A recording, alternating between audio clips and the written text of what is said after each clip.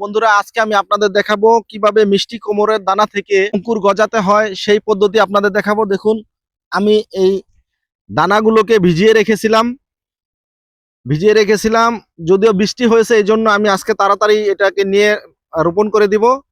এই যে দেখুন বন্ধুরা, এই দানাগুলা কিন্তু ভিজিয়ে রেখেছিলাম এই জন্য এখান থেকে অঙ্কুর বের হওয়ার জন্য। কিন্তু যেহেতু আমাদের এখানে বৃষ্টি হয়েছে এই জন্য আর আমার অঙ্কুর বের করার প্রয়োজন নাই। এই জন্য আমি এই যে মাটিতে লাগিয়ে দিব দানাগুলো, 3টা করে দানা আমি লাগিয়ে দিব। এইভাবেই লাগিয়ে দিব যাতে এখানে আমি আপাতত লাগাচ্ছি, এখান থেকে যখন অঙ্কুরগুলা বের হবে পরিপক্ক হয়ে উঠবে তখন আমি এই জায়গাগুলাকে, সম্পূর্ণ জায়গাগুলাকে পরিষ্কার করে দিব।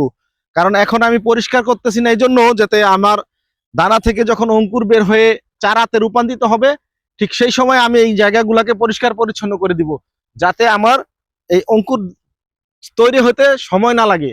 এই জন্য আমি এখন এই দানাগুলাকে লাগিয়ে দিব যাতে আমার খুব তাড়াতাড়ি অঙ্কুরগুলা বেরিয়ে আসে। আর এখন যেহেতু বৃষ্টি হচ্ছে চারিদিকে, সেই জন্য আমার এই দানাগুলো এখন মাটিতে রোপণ করলেই কিন্তু খুব তাড়াতাড়ি কিন্তু আমি এই বীজ থেকে চারা দেখতে পাবো। এই জন্য আমি এখন লাগিয়ে দিচ্ছি। 3টা করে দানা আমি দিয়ে দিব 3 দিকে। এই 3টা দানা আমি দিয়ে দিচ্ছি, এইখানে 3টা আর এইটার মধ্যে 3টা। দেখুন বন্ধুরা, এই যে এখানে 3টা। বিসমিল্লাহির রহমানির রহিম। এই 3টা করে দানা আপনারা সব সময় লাগিয়ে দিবেন। এই দেখুন, যে এটার মধ্যে 3টা দিয়ে দিব। এভাবে কিন্তু আপনারা চাইলে আমার মতো এই মিষ্টি কুমড়োর দানা থেকে আপনারা চারা তৈরি করতে পারেন।